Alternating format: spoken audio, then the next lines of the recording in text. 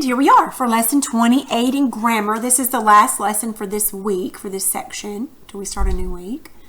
So we're going to look at a little bit more further complications in subject-predicate agreement. All right, so a lot of this is just kind of some reading. I think there's only like 2 sections we have to do today, and they're pretty easy. So many nouns can be plural in form, but singular in use. Measles, mumps, rickets, politics, mathematics, economics, news. Okay, what about mathematics is my favorite subject? This looks plural, sounds plural, but is actually singular, and that's why we use is. Singular literary works. Works of art, newspapers, countries, and organizations can be plural in form, but are still singular in use. Little Women was written by Louisa May Alcott. The United States is south of Canada. Okay.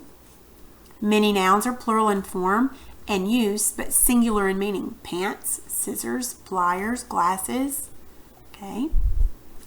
In sentences beginning with there is or there are, the subject is found after the verb. There is a skunk. So is your verb. Who or what is? Skunk. It comes after. That does happen often when it's there is or there are. Each and every always indicate a singular subject. In Maasai villages, each woman cares for her own cattle. In Maasai villages, each of the women cares. In Maasai villages, each cares. In Maasai villages, women care. Every man needs friends. Men need friends. Just noticing the changes in the verbs. Compound nouns that are plural in form but singular in meaning take a singular verb. Fish and chips. This is a compound noun, compound subject. It's plural in form, but it's singular in meaning. And so that's why it takes the singular verb. Compound subjects joined by and take a singular verb when they mean the same thing. The owner and manager of the ice cream shop.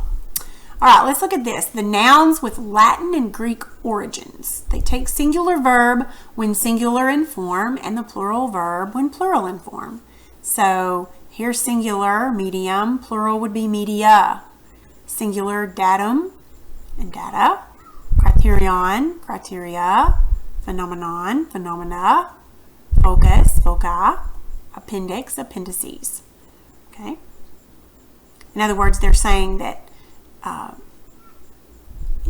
we want to say the data suggests, we want to put an S there and make this a plural verb, but we can't do that because data is Latin or Greek, and so we have to use whatever it is. If it's singular, it uses a singular verb. If it's plural, it uses a plural verb. So in other words, they will always sound different. But you might say, well, how am I going to know if it's Latin or Greek? That I don't know. So let's just keep this for when we write. All right, look at exercise 28A, subject-verb agreement, more troublesome subjects. Now, I want you to do this yourself, and you're just going to pause it, and you're going to choose the correct verb, but you're going to cross out the incorrect one, okay? Won't you go ahead and do that, and then we'll check it.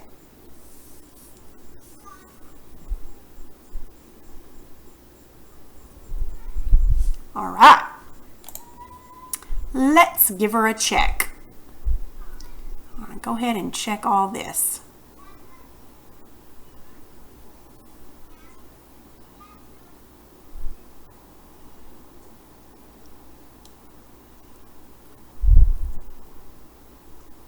All right, I hope you got those correct. And I hope you used a different color if possible so that I can see what you're having trouble with if you're having trouble. All right, in 28B, correct verb, tense, and number. Complete each of these sentences from the Norwegian Fairy Book by writing the correct number and tense of the verb indicated. So, there blank in calm, a marksman by the name of Per Gent. Okay, we're going to use simple present of live. Simple present of live. There lives is what that would be. Okay, so go ahead and fill out all the rest of this, and then we shall check it.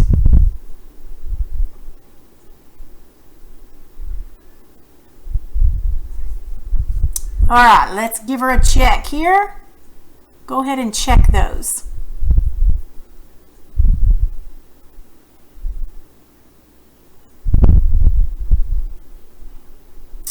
All right, I hope you got those correct.